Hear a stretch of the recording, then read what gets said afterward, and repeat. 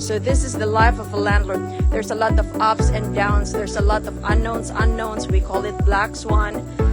There's a lot of money involved. There's a lot of emotion involved. There's a lot of physical activity involved.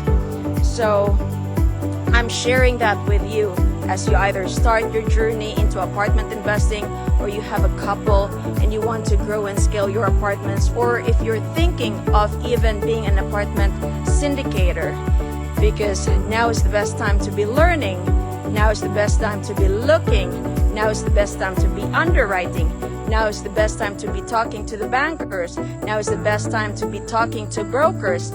Now is the best time to be searching for properties, because yes, it is very expensive to buy properties. Yes, it is very expensive to borrow money.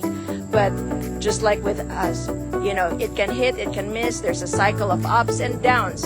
So the market will always not be up. There's always going to be a down. And so if you're ready right now, then when that time comes, you're hot. You're able to strike. You're able to take action right away. Take care. Stay tuned for more of Apartment Prescription.